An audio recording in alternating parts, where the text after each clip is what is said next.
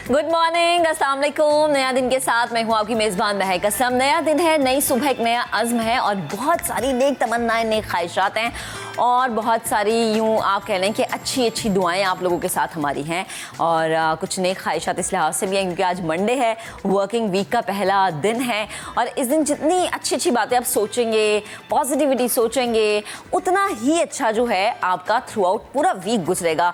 और वो कहते हैं ना कि अगर दिन का स्टार्ट या हफ्ते का स्टार्ट या अगर साल का आगाज़ बड़ा अच्छा हो जाए तो ये एक मिथ है हमारी सोसाइटी में कि सब कुछ बड़ा अच्छा होता है। तो इसलिए आज की अच्छी बात भी मैं आपके साथ शेयर कर देती हूँ, ज़रा गौर से सुनिएगा और जब रात को आप सोने लगे या दिन में कोई भी आपको फारिग वक्त मिले तो सोचिएगा ज़रूर मेरी इस अच्छी बात के बारे में। मशहूर आलिम हैं शेख सादी रहमतुल्लाह अलैह, जो ये फरमाते हैं कि अपने हिस्से का काम किए बगैर दुआ पर भरोसा करना हिमाकत है और अपनी मेहनत पर भरोसा करके दुआ से गुरेज करना तकब्बुर है। यानी कि अगर आपके दिल में अल्लाह ताला का थोड़ा सा भी खौफ है ना, तो जितने भी नाज़रीन इस वक्त मुझे सुन रहे हैं, घरों में बैठी हुई ख़वातीन, मेरी बहनें, मेरी माएँ, वो ये ज़रूर सोचेंगी कि कभी कभी हम कहते हैं कि बस मैंने जो कर लिया ना भाई, ये तो दी एंड है और ये काम हो जाना है। ऐसा नहीं होता।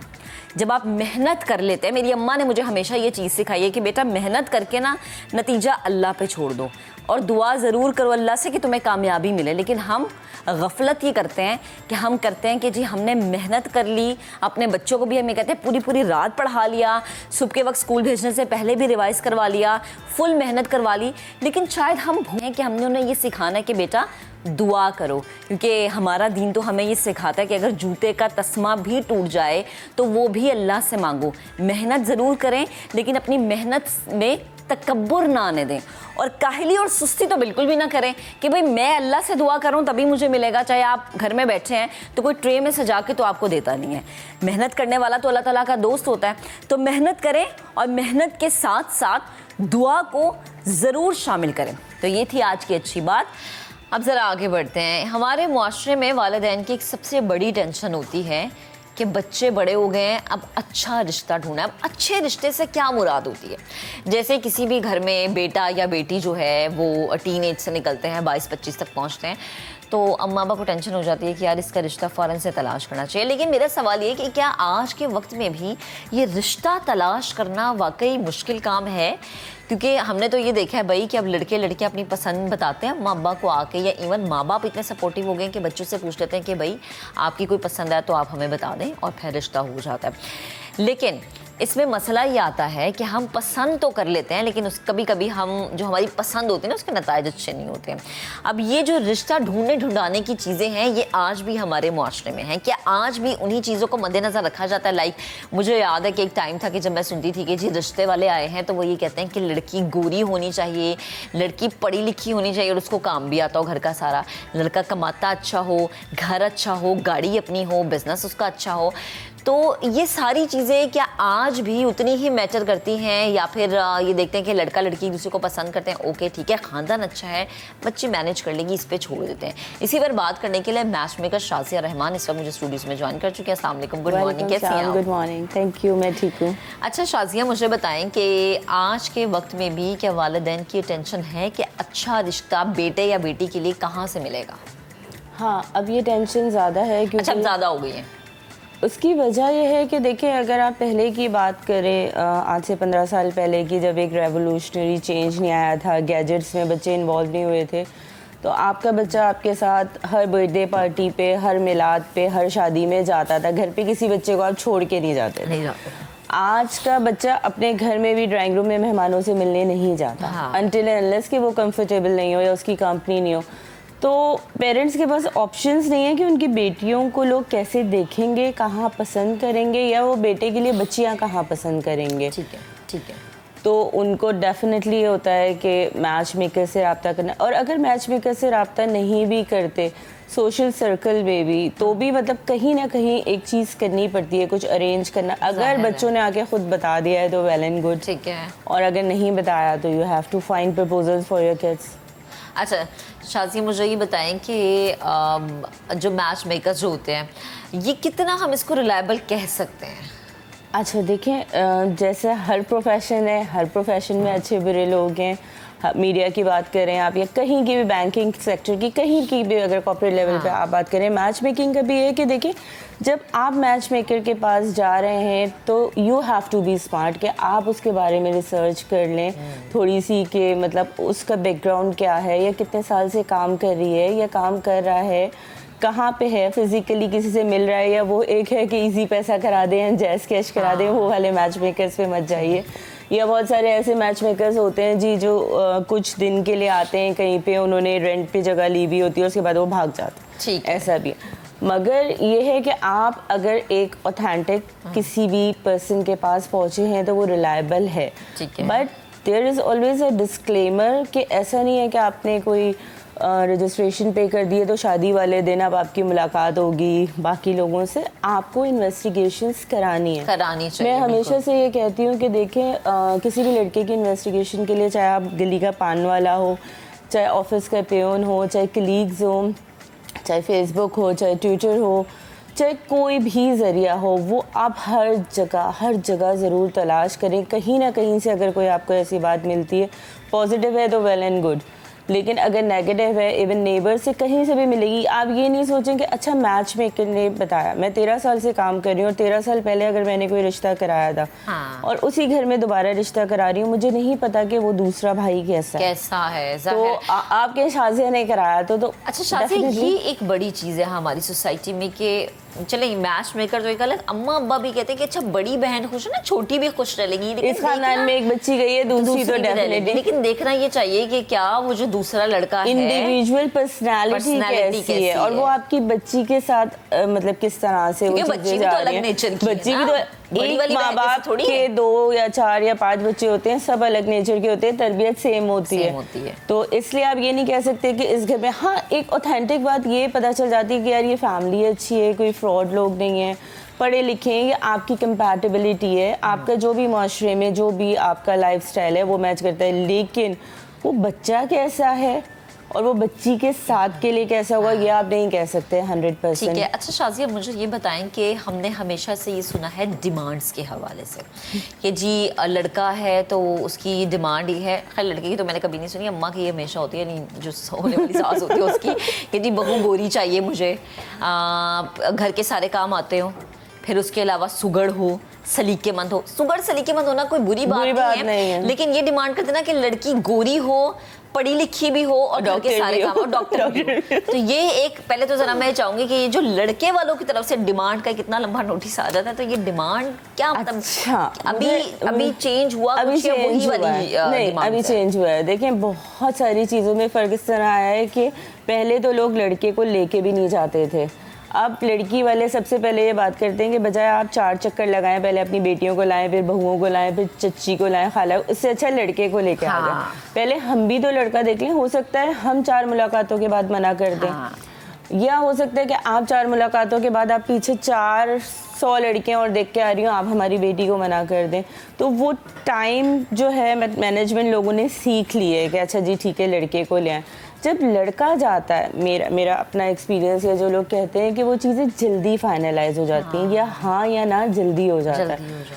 कोरी लड़की की डिमांड पे मैं ज़्यादा नहीं कहूँगी, अब कॉम्प्रोमाइज़ आ गया है, फ्लेक्सिबिलिटी आ गई है। बहुत सारे लड़के ऐसे हैं जो अगर पढ़े लिखे हैं वो कहते हैं कि अट्रैक्टिव हो, अपने आप को कैरी करना आता हो, सोशली मूव कर सकती हो मेरे साथ। इट्स नॉट नेसेसरी कि चिट्टा रंग हो और अट्रैक्शन नहीं हो, हर एक का अपना एक क्राइटेरिया है ब्यूटी का। तो मुझे तो ऐसा लगता है कि बहुत फ़र्क आया है, but at the same time लड़कियां ज्यादा डिमांडिंग हो गई हैं। मैं यही आपसे कहने लगी थी, अब चूंकि जो लड़कियां मुझे देख रही हैं, या जो माएँ मुझे देख रही हैं, जो बहनें मुझे देख रही हैं, कुछ खवातीन होती है जॉब के हवाले से बड़ा उनका कंसर्न होता है कि जी मैंने जॉब करनी है, जॉब ओरिएंटेड होती है, तो वो अच्छा जॉब भी करी है, फिर एक रिश्ता आ गया, अब उनकी डिमांड है कि लड़का हमें इजाजत दे कि जी मैंने नौकरी भी करनी है, ठीक है। तो क्या उन लड़कियों के रिश्ते आसानी से मिल जाते हैं, या वो लड़कियां जो कि रजामंद हो जाती है कि अच्छा शादी होने लगी है, रिश्ता आ गया, मैंने नौकरी छोड़ देनी है, मैंने जॉब को अपना वेव ऑफ कर देना है? मुझे ऐसा लगता है कि जिसमें फ्लेक्सिबिलिटी होती है ना, उसके लिए जिंदगी में हर जगह आसानी होती है। जो नौकरी छोड़ देती है, नौकरी ना छोड़े तब भी, इट्स नॉट अबाउट दैट कि आप नौकरी छोड़ें, बट आप एक बिल्कुल वो जो एक रिलेक्टेंट हो जाते हैं ना, मैंने जॉब छोड़नी ही नहीं है, मैंने ये करना नहीं है। बहुत सारी लड़कियां ये बात करती हैं, उनकी मदर्स ये बात करती हैं कि अभी जॉब कर रही है, ठीक है, बाद में म्यूचुअल अंडरस्टैंडिंग से लड़का या लड़की डिसाइड कर लेंगे, ना हमें कोई एतराज़ है ना इन लॉज को होना चाहिए, क्योंकि इतने पढ़ा है, डिग्री ली है, चीज़ें वहाँ पे बड़ा एक अच्छा कॉम्बिनेशन बन जाता है। लेकिन कुछ लड़के वाले भी ऐसे होते हैं जो कहते हैं लड़की जॉब करती रहे, तो वो तो आइडियल सिचुएशन हो जाती है, बहुत अच्छी इक्वेशन हो जाती है। लेकिन जो ये कहती है नहीं करनी, तो फिर वही लोग करते हैं जिनको लगता है कि नहीं जी हमें तो बस एक कैरियर ओरिएंटेड वाइफ चाहिए और इसका कैरियर आगे से आगे एस्टेब्लिश होते रहे और हमारे लिए अच्छा है, हमारे लिए बेनिफिशियल काइंड है, एक अच्छी पॉजिटिव अप्रोच है अगर उनका बन रहा है तो उनके बच्चों के लिए बेहतर है। अच्छा शाजी, मुझे ये बताएं कि वो बच्चियां जो कि पढ़ाई कर लेती हैं लेकिन फिर नौकरी नहीं करती और घर में रहती हैं, उनके रिश्ते मिलने में मुश्किल होती है या फिर क्या डिमांड होती है उन लड़कियों की भी? देखिए, हर क्लास की अगर आप पाकिस्तान की बात करें तो हर क्लास की अपनी एक मेंटालिटी है, अपनी एक डिमांड है। अच्छा। बहुत सारी लड़कियां जो इन्होंने अगर ऐसी एजुकेशन हासिल की है, लाइक आर्ट से रिलेटेड की है या कॉमर्स से, या नहीं करियर परस्यू कर रही हैं या प्राइवेट पढ़ लिया है, तो भी लोगों की ऐसी डिमांड होती है। बाज़ औक़ात इतने ज़्यादा एजुकेटेड या क्वालिफाइड लड़के होते हैं जो कहते हैं कि हमें बहुत ज़्यादा एजुकेटेड लड़की नहीं चाहिए, सिंपल ग्रेजुएट हो दैन इट्स ओके, अच्छी फैमिली की है, अच्छा बैकग्राउंड हो, फ्लुएंट हो या हमारे साथ मूव कर सके। बहुत सारे लोग ये कहते हैं कि नहीं जी, कभी कभी तो ये होता है आईटी की ही लड़की चाहिए, कंप्यूटर्स की ही चाहिए, हमें सिर्फ मेडिकल फील्ड की ही चाहिए। अब क्यों? क्योंकि अगर लड़का बाहर है तो उसको पता है कि वहाँ पे किस चीज़ की वैल्यू है, तो यहाँ से अगर लड़की जाएगी तो उसको मज़ीद इतना पढ़ना पड़ेगा, उसका अपना पैसा इन्वेस्ट होगा। तो लोग बहुत कैलकुलेटेड हो गए, वो कहते हैं कि हमें नहीं करना, जो चीज़ हो रही है मतलब एक रेडीमेड एक चीज़ हो कि अच्छा यही डिग्री हो। बहुत सारी दफ़ा ऐसा हुआ कि लड़के ने लड़की से पहली दफ़ा बात की, अस्सलाम वालेकुम, वालेकुम सलाम, कोई और बात नहीं। अच्छा आपकी डिग्री क्या है, आपकी डिग्री का पाकिस्तान में ये स्कोप है, कनाडा में क्या स्कोप है। अब लड़की के लिए इट्स लाइक अ CV और जॉब इंटरव्यू, तो वो एक प्लेजेंट इफेक्ट नहीं होता। लेकिन लोग मतलब ब्लंटली बोल देते हैं कि हमें स्पेसिफिकली यही डिग्री चाहिए। अच्छा शाजी, मुझे बताएं, बहुत सारी मैट्रिमोनियल साइट्स भी आ गई हैं कि ये रिलायबल है या फिर हम ये देखें कि शुरू में तो रिलायबल है but with the passage of time यहाँ पे भी फ्रॉड हो जाएगा? अच्छा, अगर आप फ्रॉड के फैक्टर को भी हटा दें, फ्रॉड का फैक्टर कहीं पे भी हो सकता है, मुझे अपने पड़ोसी का भी नहीं पता, अगर आप मुझसे आके पूछेंगी, ठीक है। लेकिन अगर आप ऐप्स की बात करें, बहुत सारे ऐप्स पहले से काम कर रहे हैं, मैट्रिमोनियल साइट्स काम करें, अगर तो वो एक ऑथेंटिक उसके अंडर काम कर रहे हैं जो चीज़ों की इन्वेस्टिगेशन करके और अप्रूव्ड किस्म की चीज़ें। लेकिन अगर ये है कि जी आपका प्रोफाइल है और आपने अपनी रिक्वायरमेंट डाली और आपके सामने ऑप्शंस आ गए, ठीक है, तो फिर मुझे ऐसा लगता है कि ये एक जो मैकेनिज़्म है ये इतना ट्रस्टवर्दी नहीं है। क्योंकि देखिए, आप एज वो कर सकते हैं फ़िल्टर, हाइट कर सकते हैं, एजुकेशन कर सकते हैं, एरिया कर सकते हैं, ठीक है। लेकिन आपको तो इवन ये भी नहीं पता कि जो आपने डिटेल्स दिए वो हो सकता है आप फीमेल नहीं हो, दूसरी तरफ मेल हो, अगर चेकिंग नहीं हुई है। सेल्फी भी लोग बहुत चेंज करके, मैं आपसे बोलूँ अच्छा उसकी मेल की सेल्फी ले दूँ, तो ये सारी चीज़ें अभी हैं, अभी इन पे काम करना पड़ेगा। अभी इनके साइड इफ़ेक्ट्स आना स्टार्ट होंगे तो हमें पता चलेगा कि कितना कामयाब है और कितना नाकाम है। सही है। अच्छा, मुझे बताएं कि मैच मेकर्स के लिए क्या क्या चीज़ होती है, लाइक अगर कोई रिश्ता आपके पास आया है, रिक्वायरमेंट्स क्या लोग रखते हैं आपके आगे कि जी ऐसा ऐसा ऐसा होना चाहिए, मतलब आज के भी टाइम में क्या चीज़ टॉप ऑफ द लिस्ट है? टॉप ऑफ द लिस्ट अगर आप लड़की की बात करें, 70 to 80% लोगों का होता है वो हर बात पे कॉम्प्रोमाइज़ को तैयार होते हैं। खूबसूरती, समटाइम्स लोगों का ये होता है कि एरिया भी कोई भी हो, लिविंग एरिया, बट अगर लड़की बहुत खूबसूरत है तो 70 to 80%। But if you talk about the remaining 30%, they are more into education and ख़ानदान। सिर्फ 30%? ओके। बाकी अगर लड़कियों की डिमांड की तरफ से बात की जाए तो इट्स जस्ट इनकम फिगर और ब्रैकेट, वो हो गया है जो हम लड़कियों की बात कर रहे थे कि लड़कियां डिमांडिंग हो गई हैं। लड़कियां अब लुक्स से, इनकम से लेके इवन जिस कंपनी में काम कर रहा है उस कंपनी की मतलब किसके साथ मज़ीद काम हो रहा है, इतनी डिटेलिंग हो गई है कि कभी कभी चीज़ें बहुत मुश्किल हो जाती हैं, कॉम्प्लिकेटेड हो जाती हैं कि आप मतलब if you are sitting with a girl और आप बात कर रहे हैं तो अच्छा आपकी कंपनी का किसके साथ काम होता है, ये कौन है, आउटसोर्स किसने किया है, तो वो पहले ये नहीं होता था। एक तरह से अच्छी बात भी है कि आपको पता होता है कि ठीक है, अगर आप किसी ने आपको बताया कि मैं ये जॉब कर रहा हूँ, मेरे आगे स्कोप नहीं है, तो वो लड़की को नज़र आ रहा होता है, अगर वो बहुत कैरियर ओरिएंटेड है तो कहती है इसका स्कोप ही नहीं है, क्या फ़ायदा। और मुझे लगता है कि अगर आज के टाइम पे लड़कियां अपने फ्यूचर को लेके इतना ज़्यादा वो ये बुरी बात नहीं है, बुरी बात नहीं फॉर मी है, इट्स गुड, अच्छी बात है आप सोचें, लेकिन अगेन वही बात है कि चीज़ों को कॉम्प्लिकेट ना करें ना, कॉम्प्लिकेट नहीं करें, बहुत रिलेक्टेंट नहीं हो। और लड़कियों के लिए मुझे हमेशा से ऐसा लगता है कि जो भी बात करनी है बहुत पोलाइटली कर दें। आप इस चीज़ को लेके शादी नहीं करेंगे, इसके पास पासपोर्ट है, पासपोर्ट नहीं भी हो सकता, कल को कोई और प्रॉब्लम भी हो सकती है।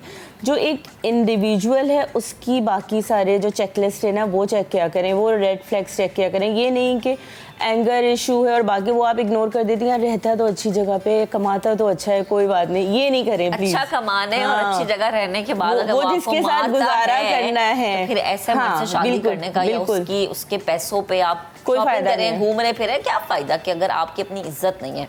Thank you so much Shazia, हमारे साथ मौजूद थी।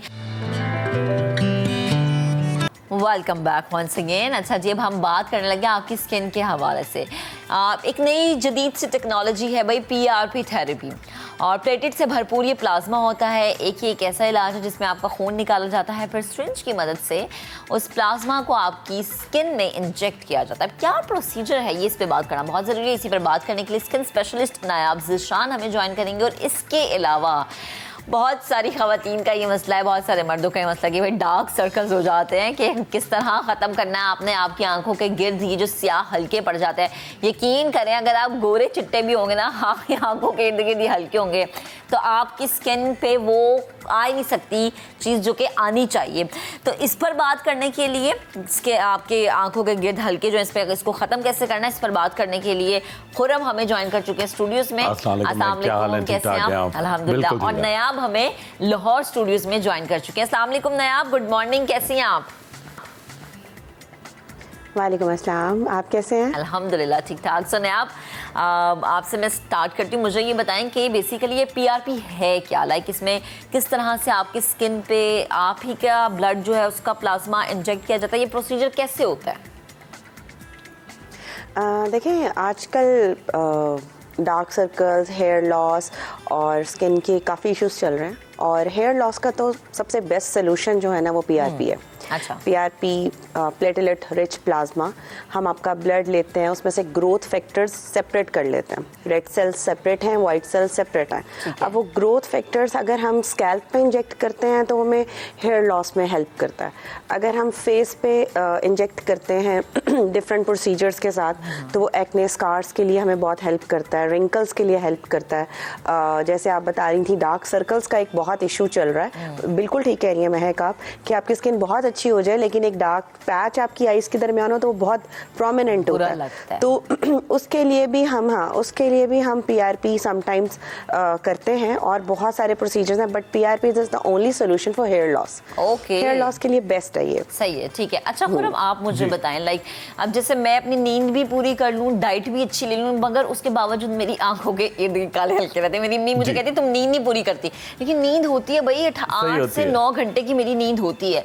क्या वजह है कि आपकी नींद पूरी है, उसके बावजूद आपकी आंखों के इर्द गिर्द स्याह हल्के आ जाते हैं? क्यों? मैं 5 चीज़ें बड़ी इंपॉर्टेंट है, ठीक है। एक तो आपकी डाइट, ठीक है। अच्छा, हम लोग पेट भर लेंगे तो समझते हैं जी खाना खा लिया, जबकि बैलेंस डाइट होनी चाहिए, विटामिन होने चाहिए।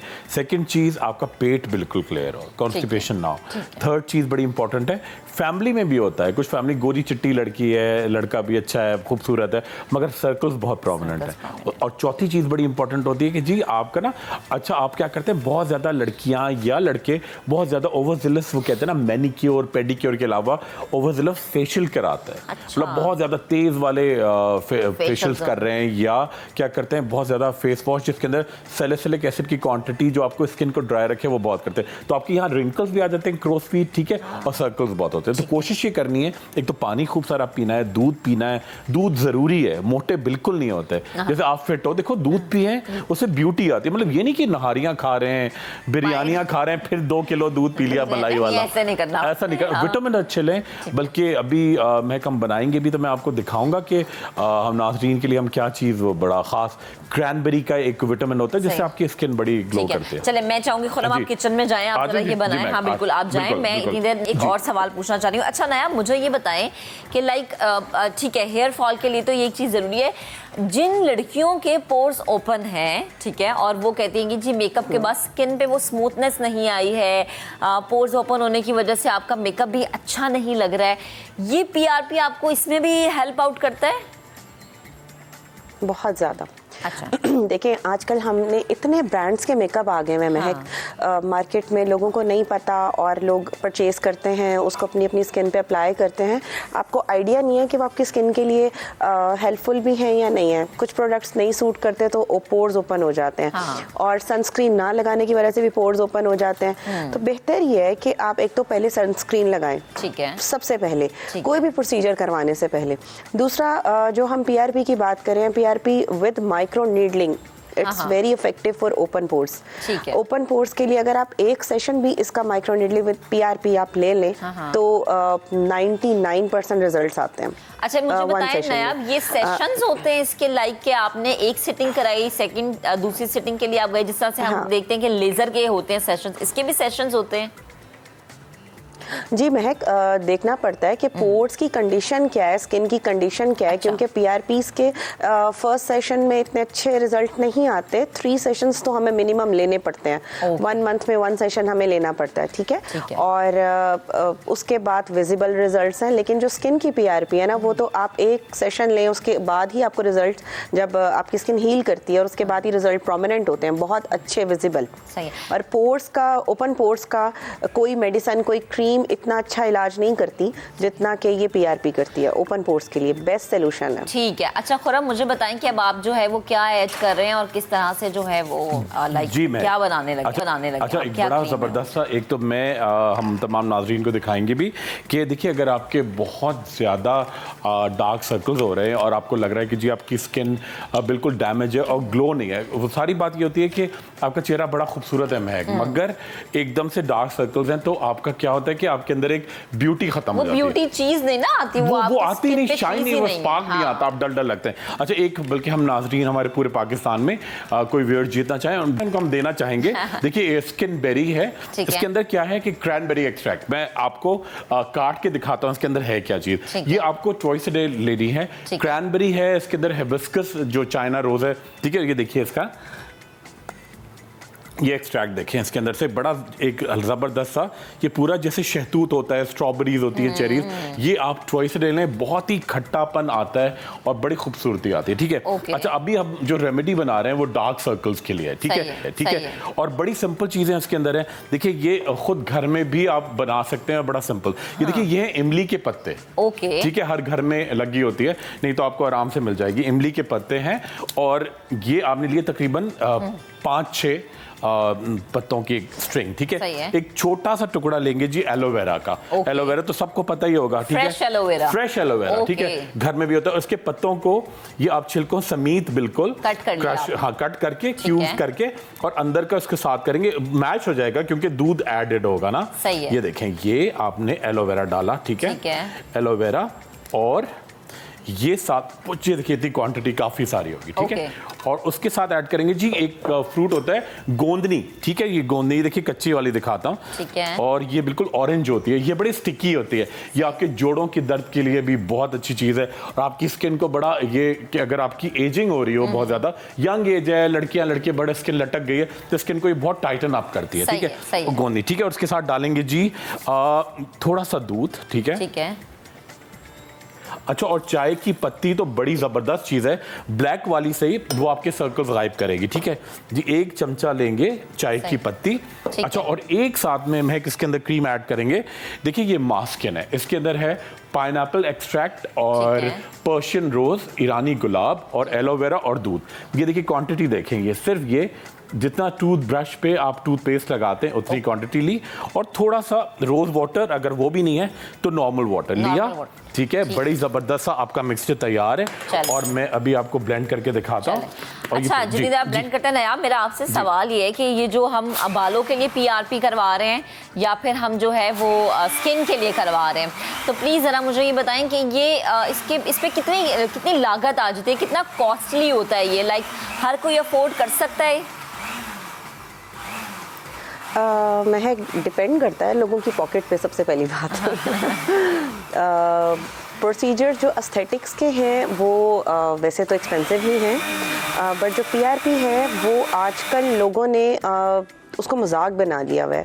मतलब मुझे सुनने में आता है कोई 5000 में कर रहा है, कोई 6000 में कर रहा है। इसकी ना एक किट होती है, वो किट ही इतनी कॉस्टली है। अगर आप वो किट यूज़ कर रहे हैं PRP के लिए, स्पेशल किट्स होती हैं, अगर वो यूज़ कर रहे हैं तो फिर तो ये 10,000 अबव पड़ता है आपको ना, 15,000 20,000 पर सेशन। और अगर आप वो किट यूज़ नहीं कर रहे, किट के बगैर आप मैनुअली और दूसरे तरीक़ों से यूज़ करें, तो ये 10,000 के अंदर आपको कॉस्ट कर रहा है। तो इससे नीचे लोग कैसे कर रहे हैं वो मुझे भी नहीं पता। आई डोंट नो कि वो क्या कर रहे हैं सीरियसली। तो बेहतर क्या होता है ना, विद किट और विदाउट किट? हाँ बिल्कुल एग्जैक्टली। और नहीं, किट के साथ रिजल्ट्स बहुत अच्छे आते हैं। अच्छा। और विदाउट किट उतने रिजल्ट्स नहीं हमें मिलते जितना हम चाह रहे होते हैं, जो हम रिजल्ट्स मांग रहे होते हैं। सही है। ऑब्वियसली हर चीज़ के लिए एक चीज़ बनी होती है, मार्केट्स में सब कुछ अवेलेबल है एस्थेटिक्स से रिलेटेड। और लोगों को आजकल छोटे छोटे क्लिनिक्स भी हैं, कॉस्मेटोलॉजिस्ट भी हैं, डर्माटोलॉजिस्ट भी हैं। PRP इतनी कॉमन कर दी हुई है, हालांकि ये बहुत एक रिस्की काम है, ऐसे नहीं करना चाहिए। आपको नहीं पता कि स्किन की कितनी डेप्थ में जाके आपने इंजेक्ट करना है प्लाज्मा। और समटाइम्स पिगमेंटेशन वाली स्किन होती है, लोग PRP कर देते हैं, वो बल्कि रिवर्स हो जाती है उनकी पिगमेंटेशन ना। तो ये चीज़ें देख के PRP कर सकते हैं। ये चीज़ मैंने खुद जो है वो देखी भी है कि बिकॉज मेरे एक बहुत ही करीबी ने ये PRP करवाई और उनकी स्किन पे पहले से ही एक्नी थी, पहले से उनकी स्किन थोड़ी सी ख़राब थी, वो और मज़ीद ख़राब हो गई। सो प्लीज़ ज़रा देख के आप जब भी करवाएं तो ये देख के करवाएं। अच्छा, जब तक स्किन को एनालिसिस नहीं कर सकते, नहीं करेंगे, PRP नहीं करवानी। ऑब्वियस सी बात है कि और सबसे ज़रूरी है कि आपको खुद पता होना चाहिए कि आपकी स्किन क्या है। अच्छा खुरम, आप मुझे बताएं कि ये तैयार हो गई क्रीम? ये देखिए बहुत बड़ी ज़बरदस्त क्रीम तैयार है, और मैं आपको मिक्सचर दिखा के देखिए ये पैटर्न होगा, इस तरह की क्रीम होगी। और इसको ये देखिए आपने इतनी क्रीम निकाली और उसके अंदर कोई सा भी, या तो आप लेंगे एक्स्ट्रा वर्जिन कोकोनट ऑयल, ठीक है, या एक्स्ट्रा वर्जिन ऑलिव ऑयल, जैतून का तेल, मतलब जो आपके पास अवेलेबल, जो आपके पास अवेलेबल हो, ठीक है। अच्छा, ये लिया आपने, थोड़ा सा ऑयल डाला इसके अंदर, ठीक है। और ये अब आप क्या करेंगे जी, ये मिक्सचर बना के ये बड़ा जबरदस्त तैयार है। अब आप क्या करेंगे, ये एक सर्कुलर मोशन में आप अराउंड द आईज, ठीक है, अराउंड द लिप्स, अगर आपके कहीं भी जॉइंट्स है, एल्बोज है, नीज है, सब जगह लगा, नीज में, एल्बोज में होता है ना, आपके पाँव पे उंगलियां काली हैं, उंगलियां काली हैं, कोहनियां काली हैं। ये नकल्स जो होते हैं ना, मैं के देखें, ये नकल्स जो होते हैं ये बड़ी मुश्किल से क्लियर होते हैं। तो जनाब, हमने जो है स्किन के हवाले से भी आपको बताया, और इसके अलावा किस तरह से आप अपनी स्किन को फ्रेश कर सकते हैं, फ्रेश रख सकते हैं। नयाब भी हमारे साथ मौजूद थी, खुरम भी हमारे साथ मौजूद थे, आप दोनों का बेहद शुक्रिया। वेलकम बैक जनाब। बड़ा अच्छा टॉपिक है आप लोगों के लिए, वो तमाम ख़वातीन, इवन मर्द हजरात भी जिस वक्त मोबाइल में लगे ना, ज़रा मोबाइल साइड पे रखें और मेरी बात सुनें, क्योंकि जब आप मेरी बात सुनेंगे तो उसके बाद मोबाइल इस्तेमाल करने का ज़्यादा फ़ायदा होगा। स्मार्टफोन है आपके पास? बिल्कुल है। आप कोई ऑनलाइन बिजनेस करते हैं? नहीं, करता नहीं। अच्छा, मैं करती हूँ ऑनलाइन बिजनेस। अच्छा। जब से मैंने शुरू किया, आप यकीन करेंगे, थोड़े से ऐसे होते हैं ना, जो मैं अपने मियाँ से थोड़े से एक्स्ट्रा पैसे मांगती थी, मैंने मांगना छोड़ दिए, क्योंकि भाई मेरे पास अब शुक्र अल्हम्दुलिल्लाह वो जो 2000 की जगह अब 4000 आना शुरू हो गए। अच्छा, जो पैसा आप बना रही हैं सब ऑनलाइन बना रही हैं? सब ऑनलाइन बना रही हूँ। ये बड़े मजे की बात है, लेकिन अब इसमें आपने डिसाइड ये करना है कि आप ऑनलाइन पैसा कैसे बना सकते हैं, क्योंकि चाहते तो हम सब बैंक के भाई हमारी जो इनकम है इसमें थोड़ा सा इजाफा हो जाए, लेकिन ऑनलाइन डिजिटल प्लेटफॉर्म से पैसा किस तरह कमाया जाए, ये एक सवाल, ये निशान है। थोड़ी सी कोशिश करनी है आपने, घर बैठे आप लाखों रुपए ना सिर्फ महाना बल्कि मैं ये कहूँगी आप हफ्ते भर में कमा सकते हैं, 1000, कभी 10,000, कभी 15,000 इजीली आप कमा अच्छा, सकते लोग ये सोचते हैं कि शायद हम सिर्फ और सिर्फ जो है वो YouTube से पैसा कमा सकते नहीं, हैं। ऐसा ऑनलाइन नहीं है। बहुत सारे प्लेटफॉर्म्स हैं, आपके स्किल्स पे डिपेंड करता है कि आप कौन से प्लेटफॉर्म का किस तरीके से इस्तेमाल करते हैं और आप उसी के मुताबिक अपने स्किल्स के मुताबिक पैसा कमा सकते हैं और उसके रेट्स भी वैरी करते हैं। ज़ाहिर है जैसा आपका स्किल होगा, जिस स्केल पे आप काम करेंगे वैसे ही आप पैसा कमा लेंगे। तो ऑनलाइन बहुत सारे प्लेटफॉर्म्स मौजूद है जहां पर जाकर आप पैसा कमा सकते हैं, लेकिन हमें ये जानना जरूरी है कि उसका तरीकेकार क्या है, या उससे पहले हमें क्या तैयारी करनी है, हमें किस तरीके से कहां पर पहला स्टेप उठाना है। इसी के बारे में जानने के लिए आज हमारे गेस्ट भी मौजूद हैं, डिजिटल बिजनेस एक्सपर्ट हैं उस्मान अख्तर साहब। उनसे हम बात कर लेते हैं। उस्मान साहब, बेहद शुक्रिया वक्त देने के लिए। Good morning. सबसे पहले तो मुझे ये बताएं कि अगर एक खातून जो कि घर चला रही हैं वो ये कहती हैं कि मैंने ऑनलाइन बिजनेस करना है, तो क्या चीज़ सबसे पहले उन्हें अपने जहन में रखनी है, पहला स्टेप क्या है? पहला स्टेप तो ये है कि जी हम लोग अपनी डिसाइड करें कि हम लोगों ने ऑनलाइन बिज़नेस करना किस तरीके से है। आजकल हम लोग फ्रीलांसिंग की बात करते हैं, ऑनलाइन बिज़नेस की बात करते हैं, तो हम लोग ज़्यादा फोकस कर रहे होते हैं ई कॉमर्स के ऊपर। ई कॉमर्स लाइक कि हम लोग ऑनलाइन बिज़नेस कैसे करना है उसके ऊपर हम काम करते हैं। अब ऑनलाइन बिज़नेस या ई कॉमर्स के ऊपर जब हम लोग वर्किंग करते हैं तो हमारे पास दो चीज़ें सामने आती हैं। या तो हम किसी मार्केट प्लेस के ऊपर कोई चीज़ बेचने की कोशिश कर रहे होते हैं, हम अपनी वेबसाइट बनाते हैं, या हम लोग किसी सोशल मीडिया प्लेटफॉर्म के ऊपर जो है वो हम प्रोडक्ट सेलिंग करने की कोशिश करते हैं। इसको देखा जाए तो इसमें बहुत सारे प्लेटफॉर्म्स हैं, लाइक इवन कि अब तमाम जैसे फेसबुक के ऊपर हम सेलिंग स्टार्ट कर सकते हैं, इंस्टाग्राम पे कर सकते हैं, टिकटॉक के ऊपर इवन अब मार्केट प्लेस उन्होंने इनेबल कर दी है, हम वहाँ पर सेल स्टार्ट कर सकते हैं।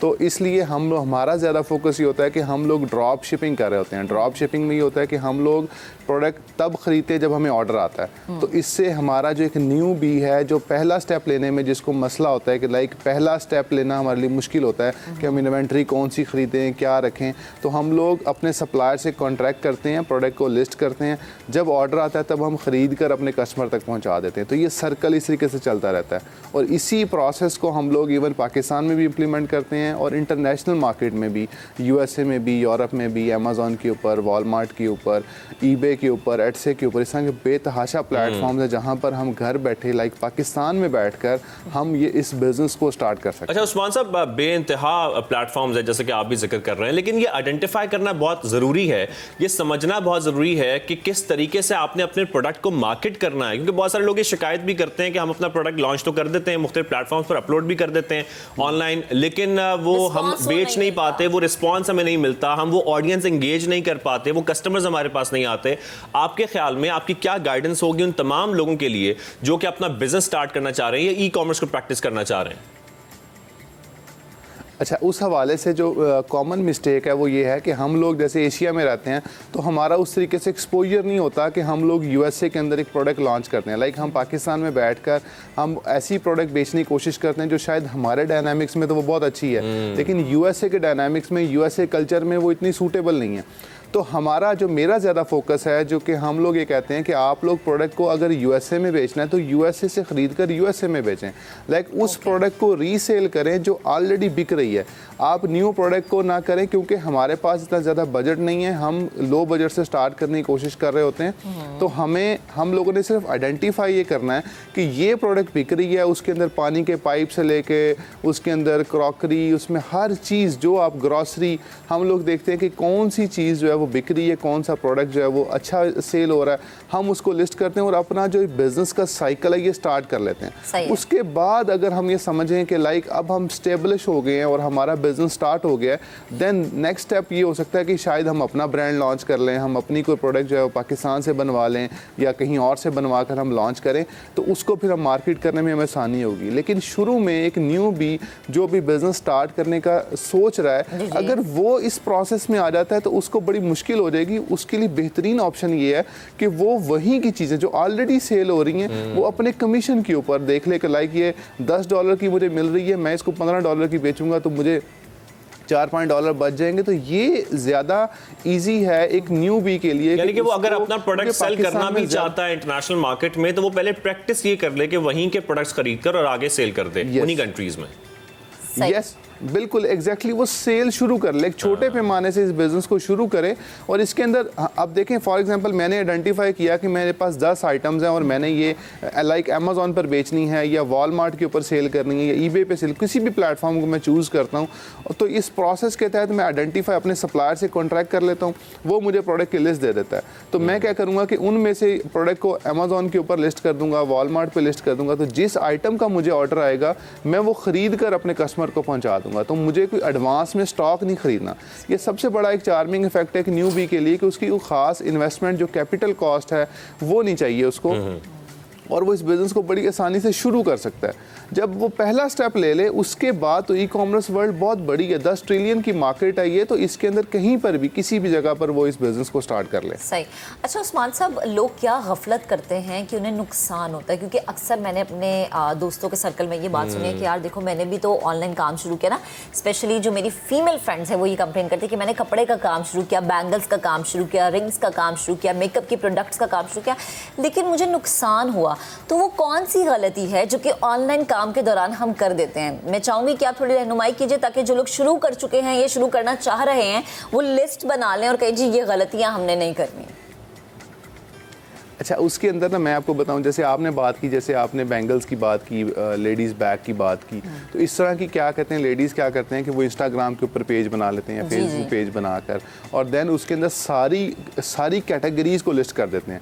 तो ये जो हमारे स्टोर्स जितने भी हैं, लाइक जो हम लोग एक छोटे स्टोर्स बनाते हैं इंस्टाग्राम के ऊपर, फेसबुक के ऊपर, तो उसमें टारगेट हम लोग, हमारी कोशिश होती है कि उसके अंदर एक आइटम को या एक कैटेगरी को टारगेट किया जाए। हम अक्सर डिफरेंट कैटेगरीज को टारगेट करते हैं, तो हमारे पास ऑडियंस जो है वो डिफरेंट तरीके से हमारे पेज पर आती है। और दूसरी बात यह है कि हमें उस पर एडवर्टाइजिंग की एक कॉस्ट है जो हमें पे करनी पड़ती है। अक्सर लोग ये समझते हैं कि हम लोग इंस्टाग्राम के ऊपर अगर पेज बना लेते हैं तो हमें शायद ऑर्गेनिक ऑडियंस आ जाएगी, जैसा नहीं है। उसके लिए हमें उसको प्रमोट भी करना है और उसकी भी एक कॉस्ट है। उसको आप प्रमोट करते हैं, अपनी एक इमेज बिल्डिंग करते हैं, देन एक ऑडियंस आपकी बिल्ड होती है और देन आपको ऑर्गेनिक ऑर्डर स्टार्ट होते हैं। इवन कि जितने भी आपके जो अच्छे पेजेस हैं, अच्छी वेबसाइट्स हैं जो पाकिस्तान में जिनकी अच्छी सेल्स हैं, वो भी मार्केटिंग कर रहे हैं और वो भी अपनी प्रोडक्ट को फेसबुक के ऊपर, इंस्टाग्राम पर, टिकटॉक पर, जितने भी सोशल मीडिया प्लेटफॉर्म्स हैं उसके ऊपर वो उसको मार्केट कर रहे होते हैं। तो उस्मान साहब, लास्ट में मुझे लास्ट में मेरे एक सवाल का जवाब दीजिएगा, मार्केटिंग का बेहतरीन तरीका क्या है? जैसे कि अगर कोई ब्रांड मार्केटिंग करता है तो हमें पीआर गिफ्ट्स भेजता है, आपकी नज़र में मार्केटिंग किस तरीके की होनी चाहिए?